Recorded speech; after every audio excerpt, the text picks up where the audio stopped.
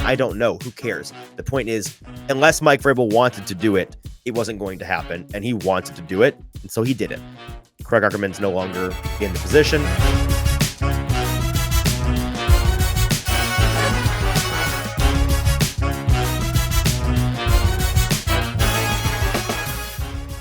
Welcome into the Hot Read Podcast for Wednesday, December the 6th. I'm your host, Easton Freeze, Director of Published Content here at BroadwaySportsMedia.com. We're also brought to you by the 440 Podcast Network. You can follow me on social media at Easton Freeze. I'm joined as always by producer JT, who you can follow on social media at JT_Runke. JT, how are you? What's new with you, my friend? I'm good.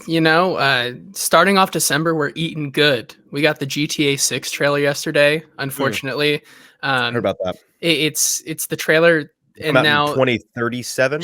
Yeah, right. Like they released a trailer to do 2025, but no, I'm doing good. That came out. I was feeling high, and then Jake Browning puts on the performance of a lifetime last night and beats the Jacksonville Jaguars. I was about to say best backup performance of all time, which was a good sign last night. It was super fun. So good watch.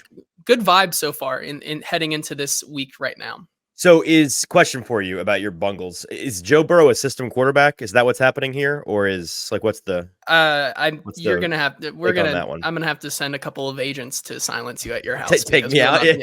We're not gonna answer. No, he is not. I have no thoughts of self-harm. If I disappear, JT did it, everybody. Yeah. Okay. Yeah. Welcome into the show, everybody. On a Tuesday afternoon as we're recording for our Wednesday show as always. Appreciate you being in here with us live today. A couple of fun things to talk about today, including when I was super wrong earlier this week. I put a thought out there and it was a very strong take. And then like 42 minutes later, it was proven very wrong by Mike Vrabel. So we'll talk about that. A decision that he made that I was very pleased to be wrong about, to say the least. Another decision that was made just about 42 minutes ago today. Another person employed by the Tennessee Titans, no longer employed by the Tennessee Titans, at least for now. We'll talk about that. And then we'll talk about a little check-in on Will Levis, some Billie Jean's discourse today, as we talk about his first 5 starts as an NFL quarterback and where we're at on him right now. Finish that off with a little bit of news with producer JT, as well as talking a little bit, finally just dipping our toes into the waters of the draft. We're just going to talk a little bit about the draft order and how that's shaking out with it was week 14 coming up. So we've got, including week 14, 15, 16, 17, 18, we got 5 weeks left. That's not much football left to enjoy of regular season, that is. So we'll talk about how things might shake out at the top of the draft where the Titans are likely to end up. Appreciate you all being in here with us today. Before we dive into things, a couple of housekeeping items.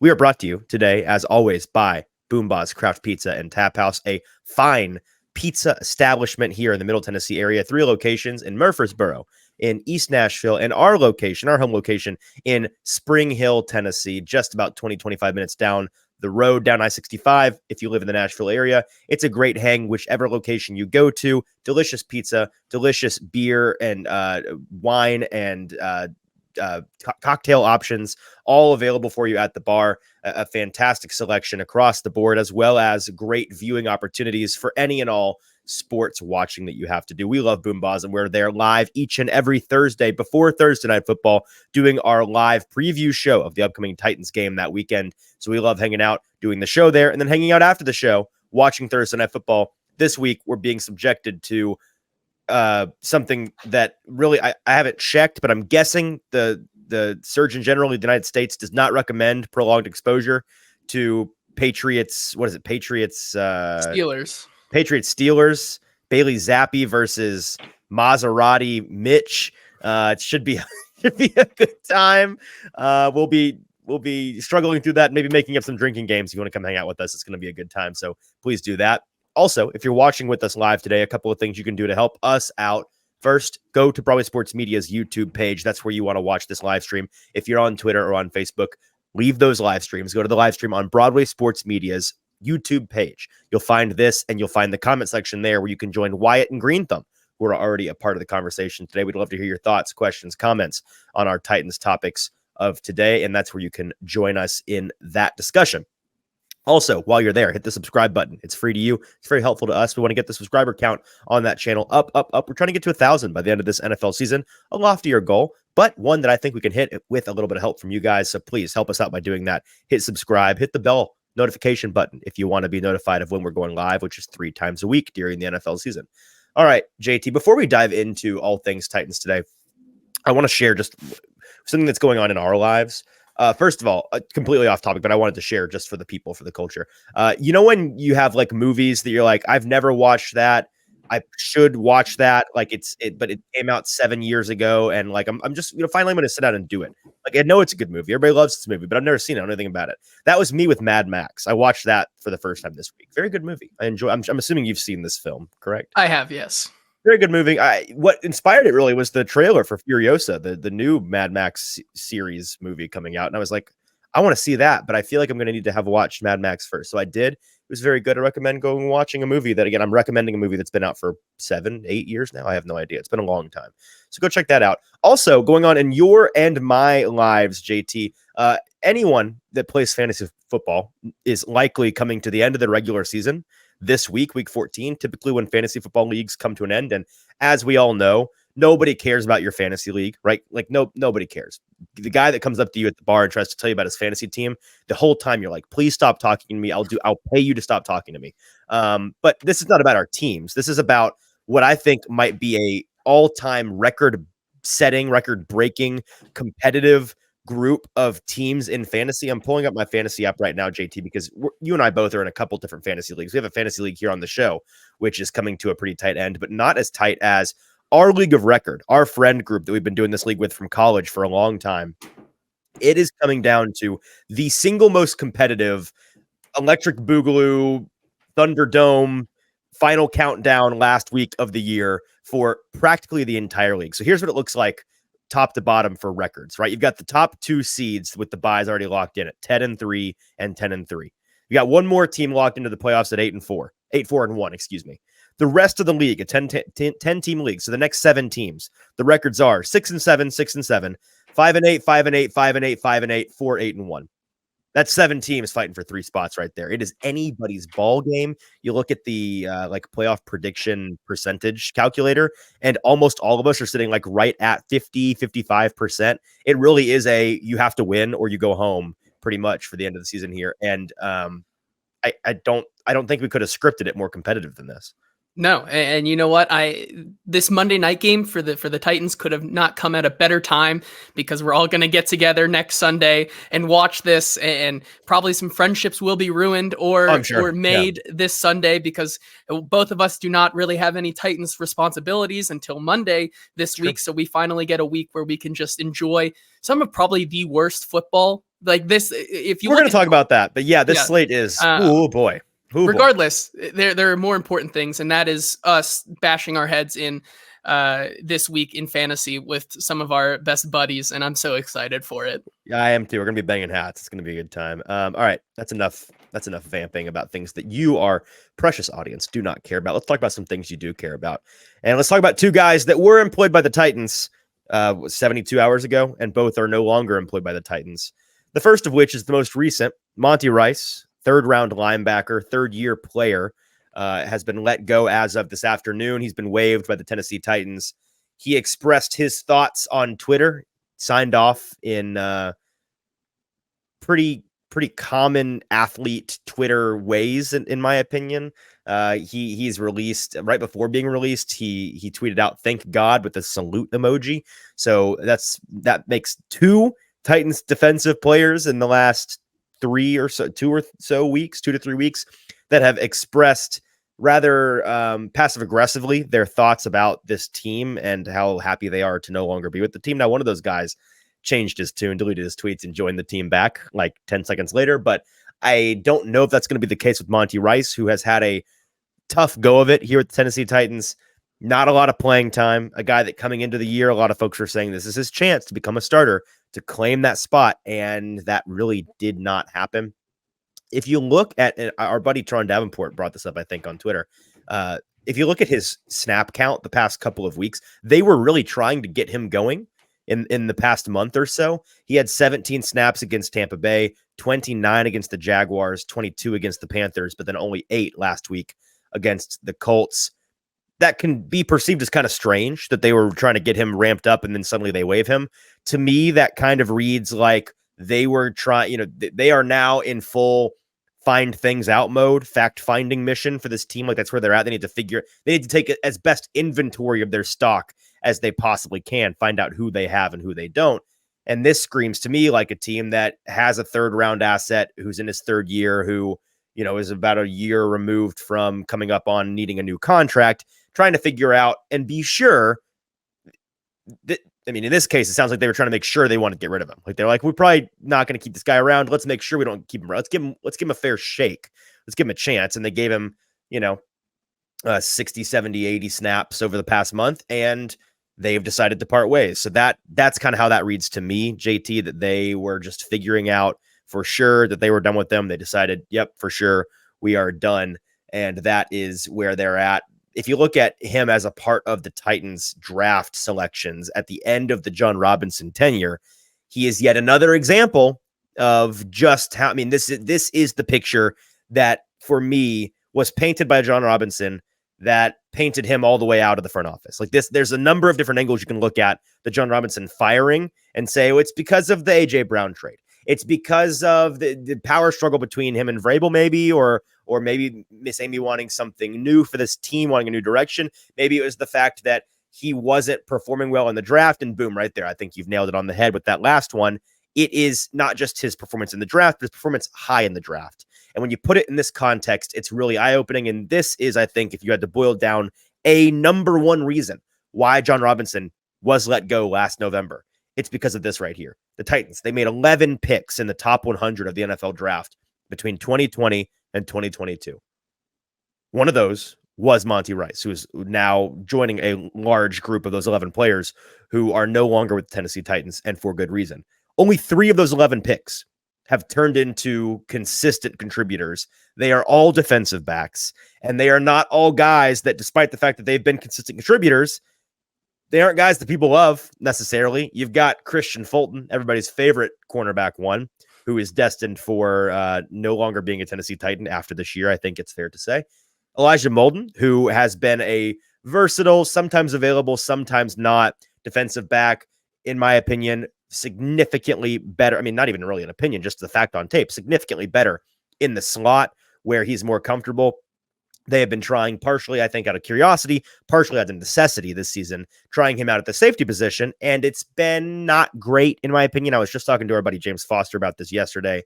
He's just not that fast. He gets beat over the top relatively often. He doesn't do a great job of containing and keeping guys in front of him. It's been underwhelming to me. I think that he's much better served playing in that slot position. He's a solid slot. Other than that, elsewhere on the field, I think he's more of a depth player.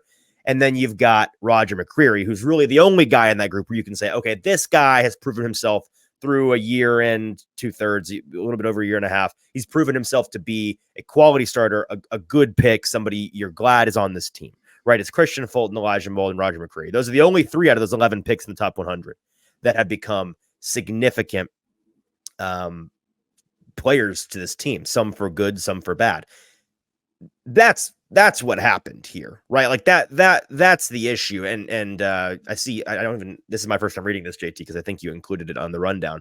This from Blake Tucker on Twitter. He said, I love that Jon Robinson traded back from 85 to 92. Oh gosh, missing out on Nico Collins so that he could draft Monty Rice.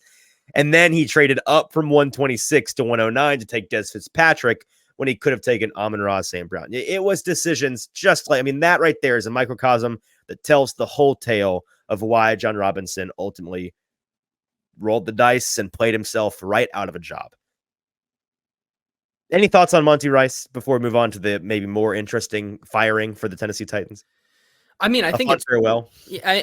That, and also I think it's pretty telling that, considering the injuries that are racking up on the defensive side of the ball now for the Titans, getting rid of a guy like Monty Rice is pretty telling to me that even Lord knows they don't have excess talent at linebacker. Exactly.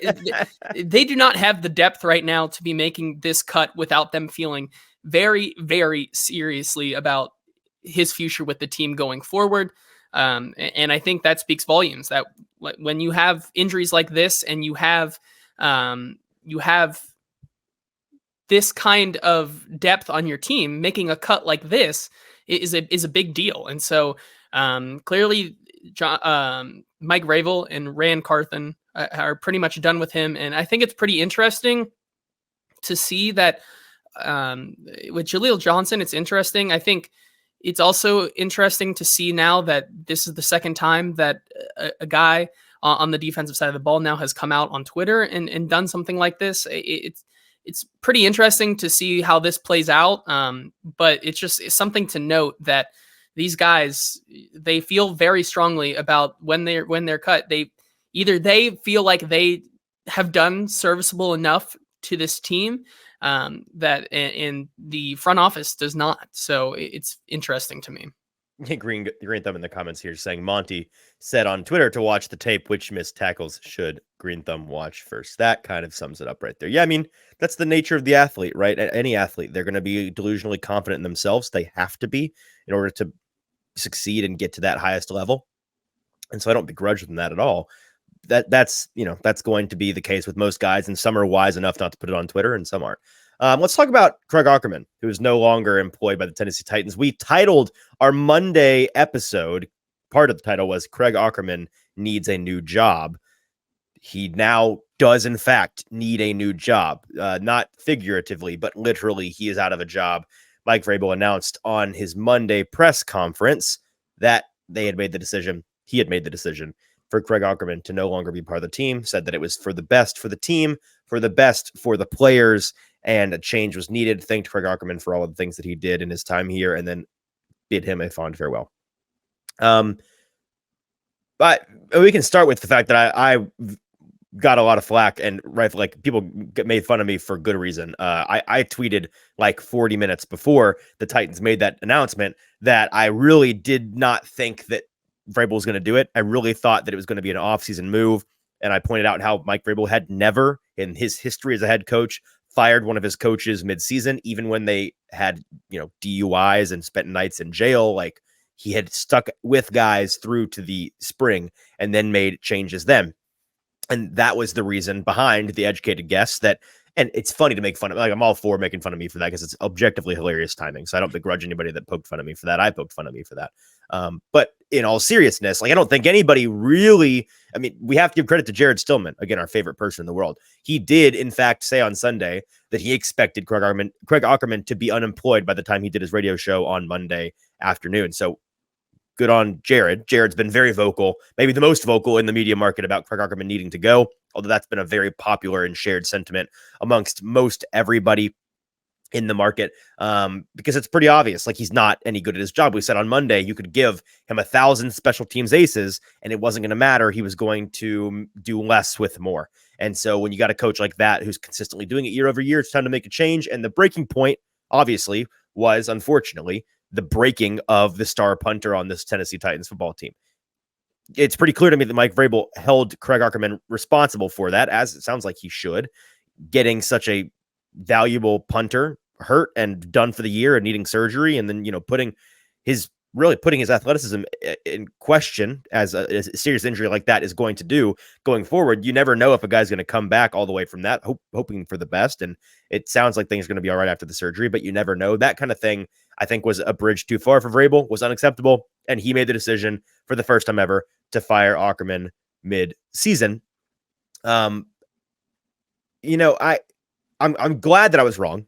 I'm glad that they did it. I'm not glad that somebody is out of their job, but he gets paid a lot of money. He's going to be fine. He'll go find another job elsewhere. Like I said on Monday, I'm not in the calling for people to be unemployed business. I'm in the calling for people to have a different job business. And I think that he needed a different job, and now he's going to go find a different job that hopefully does not impact the Tennessee Titans. And that is good news. The Titans have appointed an interim special teams coordinator who, this is bad on my part, I did not write down his name and I've already forgotten. It's Tim Shaw, isn't it? That's who it is. It's Tim Shaw. Tim Shaw is filling in at special teams coordinator for the rest of the season. And then I'm assuming Mike Vrabel is probably going to go and make another hire in the offseason, but perhaps Tim gets to stick with that job. We'll have to see. Green Thumb asks, and this is where I want to take this conversation. So since this seems to be a talking point, Green Thumb says, who fired Aukerman, Vrabel or Amy? And I'll add on to this because I had some people asking me this or claiming this on social media, or Ran Carthon. Like, which of the trinity of Titans leadership made this decision? There's plenty of places in the Nashville media market if you want people that lean into conspiracies, that lean into wondering what if and trying to find the zebras amongst the hoofbeats when you should probably be looking for the horses. I'm somebody that's inclined to look for the horses, and that's, I think, what people value about my analysis, value about this show. That's what I'm here to tell you. Like, Mike Vrabel made this decision. Was there input from Amy or Rand? I'm sure they talked about it. That's the kind of decision you talk about with the other executives in the room. Maybe one or both of those people nudged him to make that decision now instead of later. But no, people are wondering if I had people ask me verbatim, did Ran Carthon fire Craig Aukerman? He doesn't have that authority. He doesn't have that. Like, he doesn't have the ability to do that. It's Mike Vrabel's coaching staff. Mike Vrabel is the one who made the decision to fire him. Was there input from the other people? Maybe, probably. I don't know. Who cares? The point is, unless Mike Vrabel wanted to do it, it wasn't going to happen, and he wanted to do it, and so he did it. Craig Aukerman's no longer in the position. That's good news for Tennessee Titans fans, and they should be happy about that, right, JT? Yeah, I think so. And to your point, like, when it comes to these decisions, I'm sure all of them knew about it, because just a shout out, because it was a fantastic article that you told me to go read today. Teron Davenport's article on the whole Vrabel versus Carthon situation. It seems like Amy Adams Strunk is being as Wyatt puts in here, collaborating. It seems that Miss Amy is in on or aware of everything, even down to some of the minute details of who is flying with the team this week, who is not. You should really go check out that article that our friend Teron Davenport did today. But I'm sure, yeah, both of them probably were aware. But like you said, it is his coaching staff. Ran Carthon does not appoint the coaching staff. That is the job of the head coach, Mike Vrabel. It is his staff. So yeah, like you were saying, he's the one who did it, and it's time, I think this was kind of the straw that broke the camel's back, because we have not seen really this year a game or seen a game in the past couple of years where, at least in this losing streak, where Craig Aukerman was the direct reason, and his squad was the direct reason as to why this team lost a game, like they did against the Colts on Sunday, and they lose arguably maybe their best player. Just if you look at it on paper and the stats, like, their best player right now, for better or for worse, was Ryan Stonehouse, and you get him sidelined for the rest of the season. This is the first time that in recent memory that Craig Aukerman was the direct reason as to why the Titans lost this game. He's been part of the reason why they've lost games, and Vrabel has been able to cover for him and said, well, they just got to go do their jobs. We made other mistakes, but it was his it was the reason why he lost the game for them. And so I think that's a big reason why he fired. Squarely. Yeah, absolutely. I really don't have anything else to say on that. I mean, good riddance feels harsh, but it had been years of this, so I'm glad the Titans are moving on. Let's move on here on the show and talk about Will Levis. Before we do that, just a reminder, BoomBozz Craft Pizza and Taphouse, our wonderful and amazing sponsor here on the Hot Read Podcast. Check them out wherever you are nearest to one of their 3 locations in Middle Tennessee, East Nashville, Murfreesboro, or Spring Hill. Great stuff, great pizza, great drinks. We love BoomBozz. We also love when you subscribe to us on YouTube. So go on over to Broadway Sports Media's YouTube page, Broadway Sports Media, hit that subscribe button. We're trying to get that number up, and it's very helpful to us. It's free to use, so help us out. Hit the subscribe button. Appreciate that, guys. Okay, let's talk about Will Levis. And before I say anything about him, I want an honest check-in with live viewers. This is where you are live studio audience. I'd like for your participation. Help me out here. Don't leave me hanging. If you're on YouTube, I know I can see that there are at least a dozen of you on YouTube right now. So help us out in the comments right now. I would like you to give me on a scale of 1 to 10. Just send the number. Scale of 1 to 10, 10 being certain and 1 being I really don't think so. How confident you are in Will Levis after this year. And by that, I mean, how content are you going to be? Imagine we are now at the end of the year. We've seen what we've seen from Will Levis, and what you've seen so far is all you have to go based off of. How pleased are you? How content are you for this Titans team to spend their $100 million this offseason and their draft picks to build around him. Also assuming they are high enough in the draft order this year that if they wanted to trade up and go all broke for a quarterback, they technically could. How confident are you to go with Will Levis going forward? Again, scale of 1 to 10, 10 being extremely confident. I'm curious where folks are at right now, Will Levis. So just send your number and we'll talk about that as they start to pour in. JT, what would your number be on that based on what we've seen right now moving forward with Will Levis? Yeah, it's a tough, I think it's also a fair question, as Roshan brings up, how confident and how content are two very different questions. I think for at least confident wise that he is the starter next year. Maybe I should phrase it this way. How confident are you that they should be, like, how confident are you that moving forward with Will Levis would be the correct decision? Does that make sense? Like, how confident are you that the team would be making the right choice to move forward with Will Levis?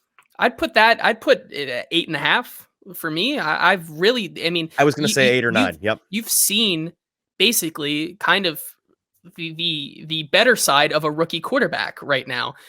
You've seen the ups and downs, but you've seen the flashes every single game. And it's not like he is making wrong decisions every single game. And those wrong decisions are kind of piling up on each other. I think that every game he does make mistakes.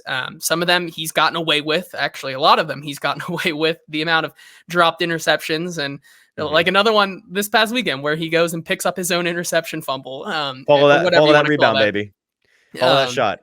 But I think I've seen enough out of him as a rookie right now to say that this is a guy, and why it brings up an interesting point here where he says can't say more without a better O-line or receiving core. I think with some better weapons, I think we'd see more. And I feel that's where I'm at right now and how comfortable I am with him moving forward. I agree. So you say 8 or 9, I say 8 or 9. D Good saying 6.9. Nice. Evan saying 7. Roshan 6 or 7. Wyatt 8. Deagle 8. Roshan clarifying, saying he's confident that they should give him a shot. 9. He thinks that's the right idea. So I think we're on the same page there. Yeah, that's I think where most people are. And I was just curious to see where the folks were in the comment section. I want to talk about this because we were watching on Sunday Night Football, not Monday night, but Sunday night. We saw Chiefs Packers, very good game, another win in our best bet gauntlet column. But beyond that, we saw two quarterbacks, the current GOAT active in the league and Patrick Mahomes, as well as an up-and-coming kind of enigma of a quarterback who's been sitting behind the scenes this is his third season in the NFL now, Jordan Love, in Green Bay. I believe this is his first year starting. I think it's even longer. I think this was his fourth year because they signed him to a new contract this year, a 1-year prove-it deal. Okay. You can fact check me on that. It's either 3 or 4. It's been at least 3. We can agree on that. Yes. I may be wrong on that, but the point is, it's been a while. He's now starting for the first time, and it's been an interesting. I don't know if folks have paid enough attention to him and the Packers this year, but it's been an interesting situation where things started kind of rusty. They have one of the young. I mean, every player on their offense is basically 25 years or younger. Extremely, extremely young, fresh players who have a lot of learning to do. And you were right. Yeah, you were right. I don't know why I felt like Jordan Love feels like it's, it feels like it's forever. Yeah, 100%. But yeah, he was drafted as the 26th overall pick in that COVID year 2020 draft. So he's a guy that I find interesting because if you were to judge him based off of his first 5 starts this season on a team that I think you cannot argue is any worse than the Titans. In fact, I'd say that they're talent-wise on paper a good deal better than the Titans, have a good deal fewer holes than the Titans. If you judge him on his first 5 starts, you would probably say this guy's a low-level starter, high-end backup.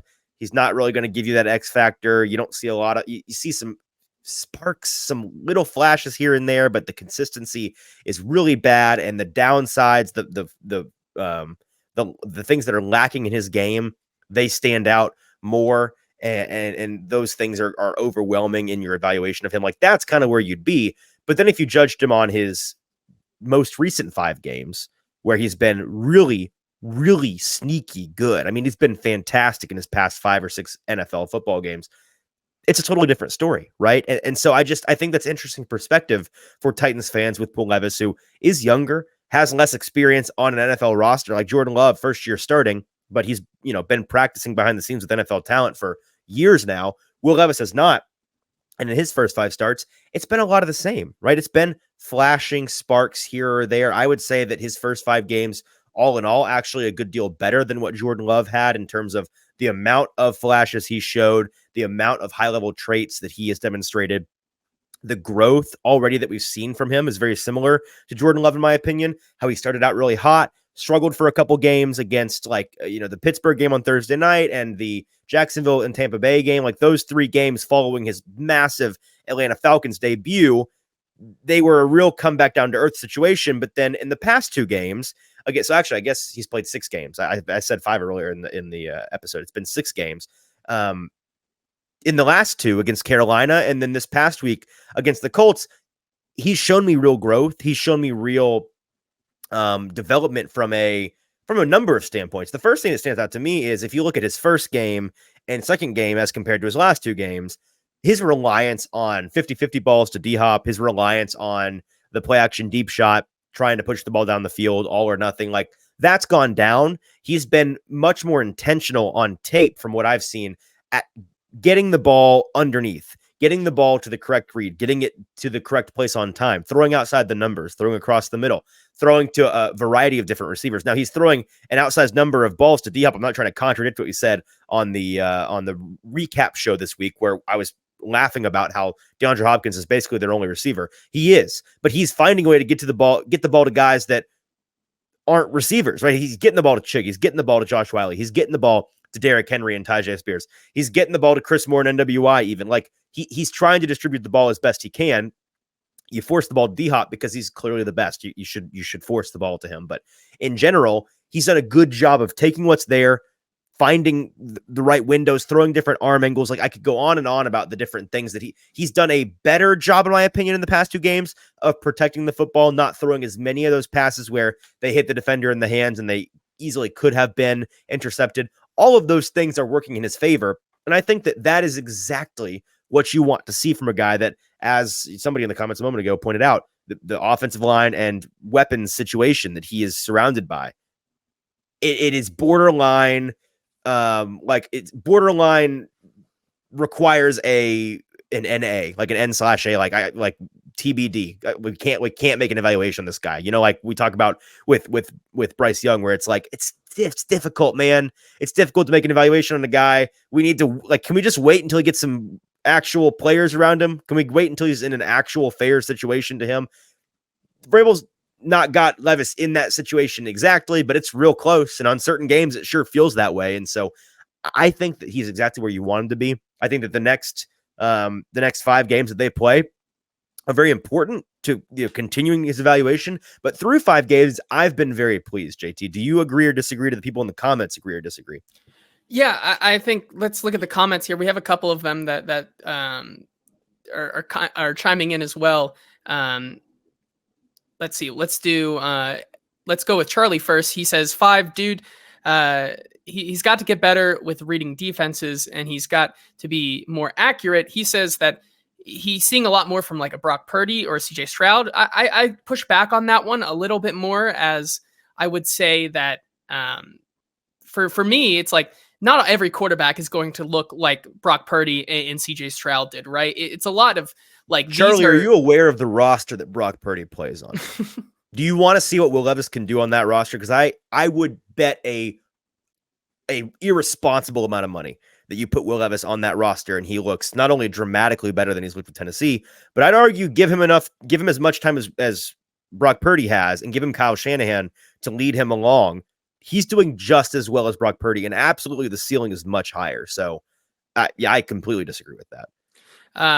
And then Deagle also saying need to give him an honest shot. Seems like he has the right attitude, film study, and all that. And I would agree. Like that is some growth. The intangibles are all there. Yep. He is a guy that wants to get better every single week. He knows where his downfalls are and his pitfalls, and he's working to get those fixed. And I kind of agree with him here as well, that he has this attitude that you haven't seen before with last year's Malik Willis. He's a guy that wants to get better and wants to improve every single week in and week out. So I would say I think Will Levis is on the right track. No, I completely agree. So I take it you share in that opinion, right? That's kind of where you're at as well. I'm just making sure we got through all the comments here. Don't want to leave anybody hanging here on the Hot Read podcast.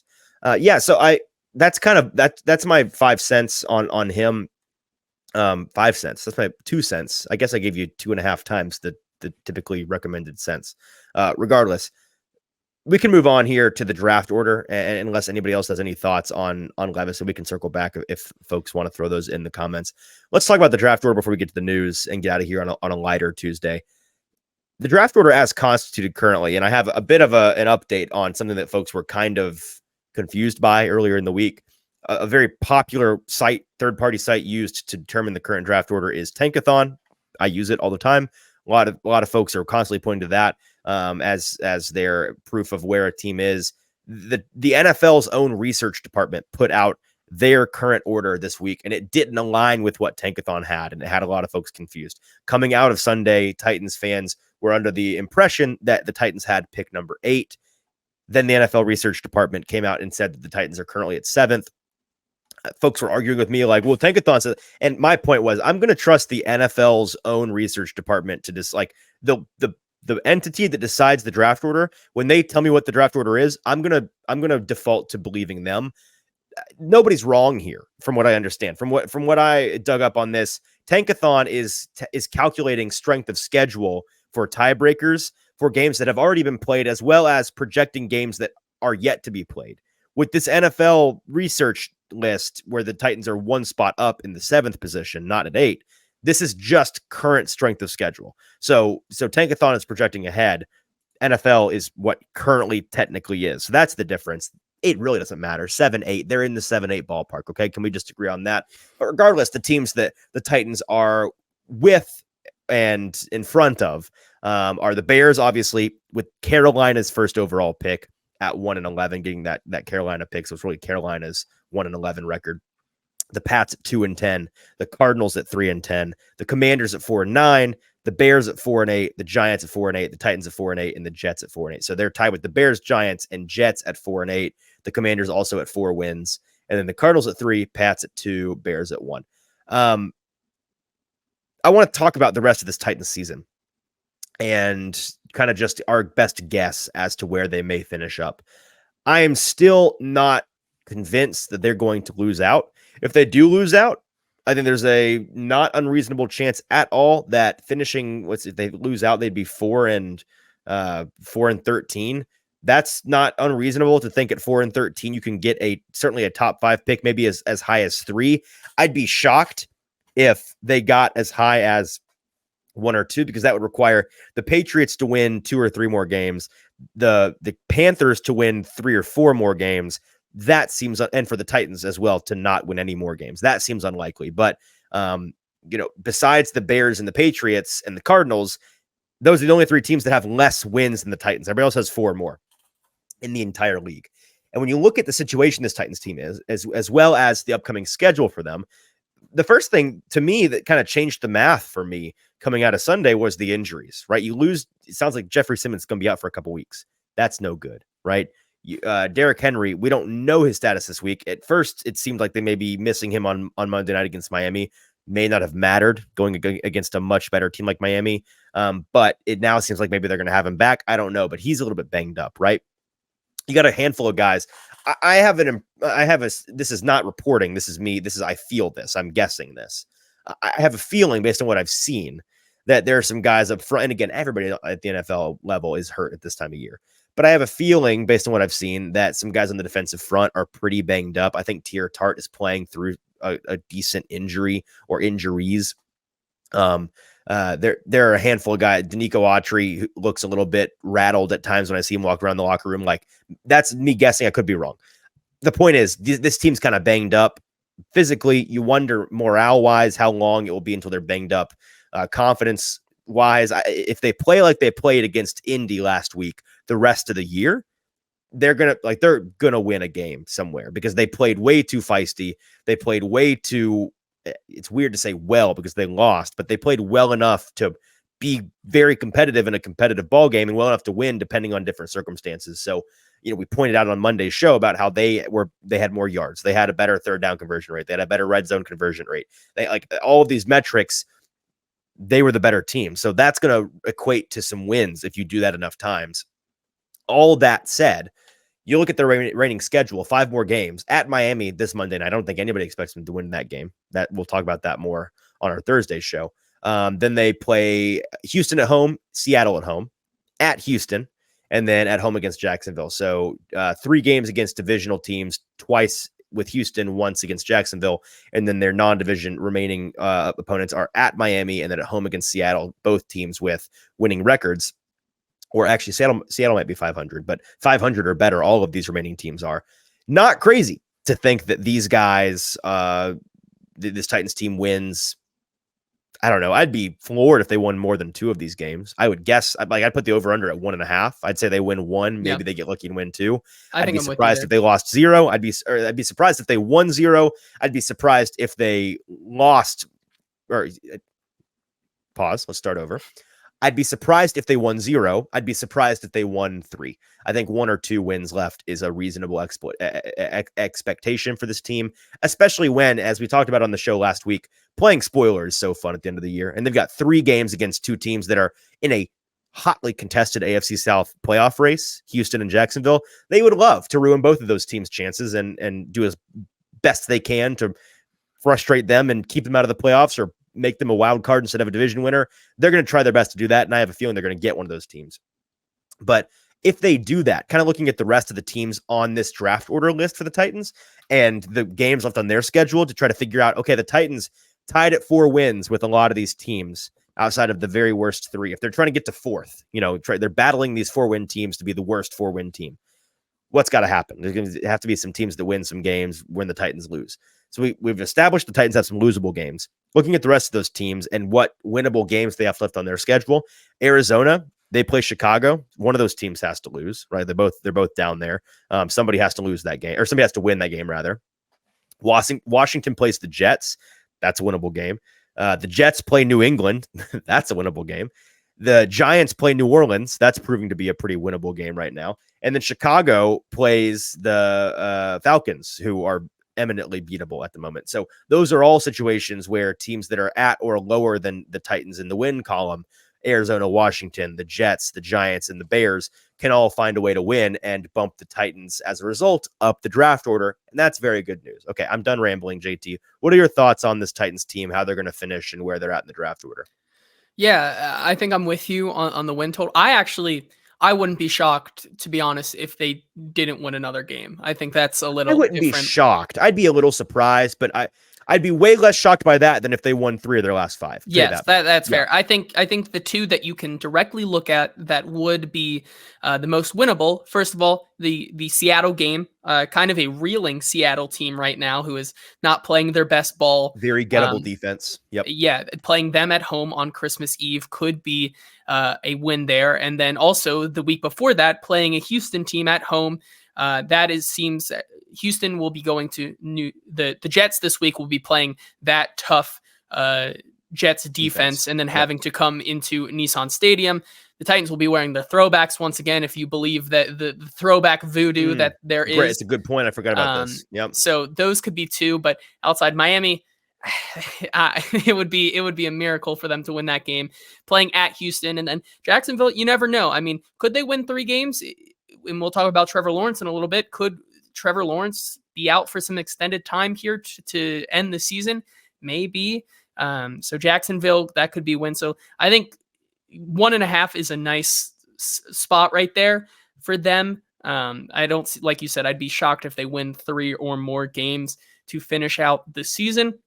And then for the draft pick, yeah, I think they're firmly planted in the top 10, which is super exciting considering the high-end prospects that are coming out this season. But yeah, there's a lot of teams having to play each other that are really bad going forward for the rest of the season. And a lot of these teams are already tied for 4 wins with the Titans. So could move up in close to the top 5 and could be looking at one of those top 5 tackles, or maybe Marvin Harrison falls or something like that. Yeah. And everything you said there is valid. To play the optimist for a minute, the reason why I think 2 wins is not out of the question is because outside of that Miami game this week, which I don't think any of us are expecting them to win. We just want to see, show us what you got kind of thing. And if they win, it will be the most Mike Vrabel win of all time. And it will be just like classic, of course. But I don't think anybody's going to see it coming. The last 4 games of the year, like they play Houston twice. It's just in general, no matter how bad you are, it happens, but it is provably difficult to beat a division opponent twice in the same year. And then Jacksonville, they've already beat the Titans once. Again, they play them again at Titans place this time. That's also a situation where it's difficult to beat a team twice in the same year. It's also a situation where you look at that Jacksonville team who their quarterback's now banged up. Sounds like it's good news for them in general, which is good. But that's also a Jacksonville team that with Trevor Lawrence for the vast majority of that game last night, lost in a shootout to Jake Browning and the Bengals, a team that the Titans also at home murdered earlier this year with their starting quarterback, a hobbled version of their starting quarterback. But is a hobbled Burrow dramatically worse than a healthy Jake Browning? Like that's the kind of comparison you can do and say this Jacksonville team at their best, they are very good and they are much better than the Titans, but they clearly are gettable. And so I think that the Titans are going to play them tight like they always do. And so those 4 final games, I think you can make an argument for any of those 4 games, the Titans finding a way to win 1 or 2 of those. All right, that's all I have today for some Titans topics. Let's get to the news with producer JT and let's get out of here. JT, what have we got in the news today? Yeah, let's talk about 2 of the Titans defensive players here, starting with Harold Landry, who has quietly in the past 6 weeks kind of returned to a little bit of the Harold Landry form that we all know and love. Since the Titans returned from their Week 7 bye, Harold Landry has produced multiple pressures each week and is tied for 22nd among edge rushers in total pressures at 20. That's the same total as Myles Garrett over the last 6 weeks. So Harold Landry is slowly but surely coming back to that player that we all thought he could get back to. Yeah, I mean, JT, I'm old enough to remember you and I on this show telling folks early in the season, folks who were very confident after 2 or 3 games in their take that Harold Landry was a mistake to pay, a waste of cap space, a bum. They were ready to give up on him. And we had to tell people, yeah, he's coming back from an ACL, guys. Like, you got to remember, that's a significant injury. Different guys have different return times, and there may be no position on the field more difficult to return from an ACL to than an edge rusher position where you have to have a lot of bend, a lot of torsion, a lot of torque on that knee and on that ligament. That kind of thing is going to take some time. He's also just rusty. He's not played football in a full calendar year.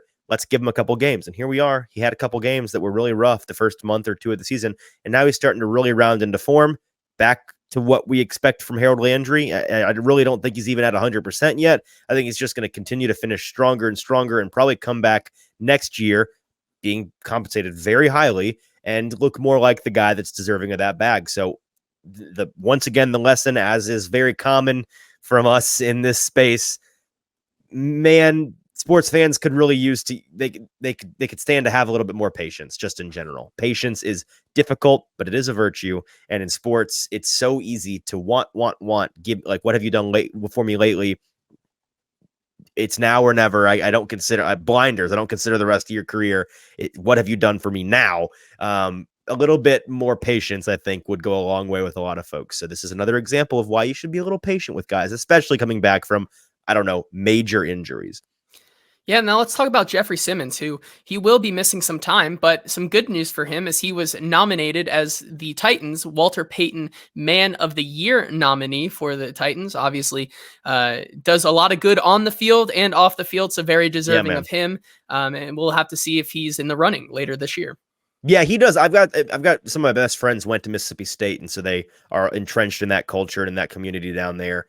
Or were, and the amount of work that Simmons does, not just for the Nashville community, he does a lot of work for the Nashville community. He's a very giving guy. He's just a good guy. There's a reason we love talking to him in the locker room. The media pool are really fond of him.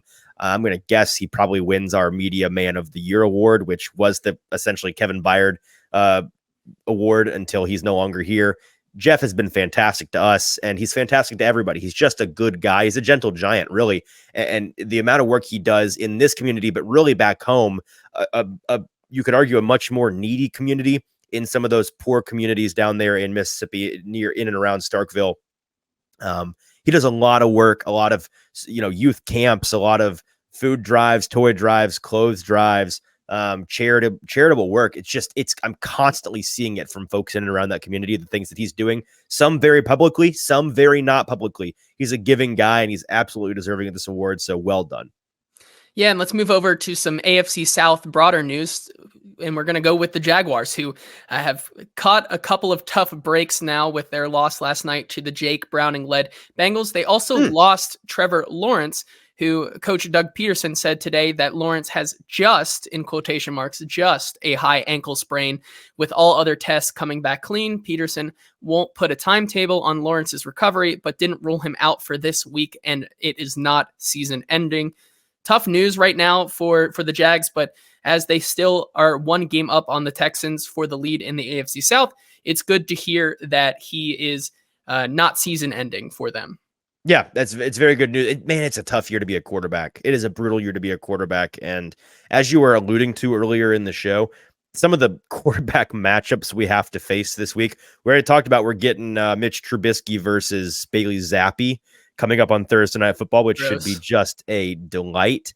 I'm trying to find it here. Some other quarterback matchups that we're going to have to face. Oh man, I can't find it. I'll have to find it when you're talking in a minute. There's a couple of brutal quarterback matchups that we have on this Sunday's slate that really should be illegal. But where is this list? I have it right here. So we have Bailey Zappi versus Mitch Trubisky on Thursday night. Gross. Most likely, unless Trevor Lawrence does come back, CJ Beathard next week versus the reincarnated elite quarterback Joe Flacco for the Browns. Gross. Delicious. Gardner Minshew next week for the Colts, playing Jake Browning for the Bengals. Gross. Great. Baker Mayfield versus Desmond Ritter, which those are the starting quarterbacks. They're not even backups, but they should be. They should be the favorite. And then Josh Dobbs, maybe does he keep that starting job this week versus Aiden O'Connell? That's going to be an interesting one. And then Bryce Young versus Jameis Winston, most likely, as Derek Carr deals with that concussion. Not the most fun matchups this week. How about a little Jordan Love versus Tommy DeVito? We like Love, but Tommy DeVito, baby. Oh, I love Tommy DeVito. Tommy DeVito as a person, yes. As a player, he makes my eyes bleed. Sorry, Tommy. Okay, that's fair. But yeah, that's the situation there. So tough year to be a quarterback in the NFL. I hope it's not indicative of anything besides just a fluky bad year, honestly, because it's been heartbreaking to see good quarterbacks go down and then having to watch terrible football on Sundays. And that is not the only injury for the Jacksonville Jaguars, who they continue to keep this lead in the AFC South, but maybe it's not for long. Here's the full list of the Jaguar injuries for Was this just last night? This is what they'll be dealing with going forward here. But these were injuries that happened in the last night's game. Okay. Yes. Trevor Lawrence, he's dealing with that high ankle sprain, and he will be monitored this week. Christian Kirk went down with a groin injury and was ruled out early in that game. He will miss some time with a core muscle injury that may need surgery. Sounds like he's going to be done for the year. Yeah, he might be done for the year, or at least the rest of the regular season. Tyson Campbell is day-to-day with a right quad strain. Walker Little has a left hamstring strain, and he will be monitored. Trey Herndon is in concussion protocol, and Andre Sisco will be fine after he hurt his shoulder. So, did you intentionally skip over Foley Fadakasi? Yes, because I didn't know how to say his name. But I'm looking at it here on the rundown. I'm like, he doesn't know how to say it, does he? No, Foley I don't. Fadakasi, but he's dealing with a left heel contusion day to day. So this team is banged up, and it's going to be a tight race down the back. I was never letting you get away with that. D Good wants the most important update. How about that sideline attendant in the Saints game who tore his knee or broke his leg or whatever? We have an update on that, but we'll get down to the bottom of it. Don't you worry.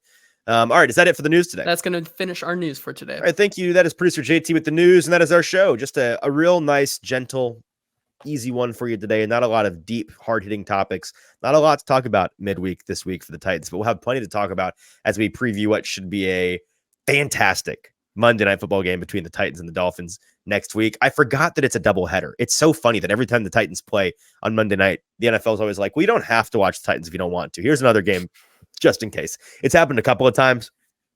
So that's the situation the Titans are in. It's two lopsided matchups. I believe it's Giants Packers is the other matchup on Monday night alongside Titans Dolphins. Both are it's like you like to switch. Can we put the two good teams in those two against each other? Then the two bad. Can we have an A league, B league situation would be better, I think, for that.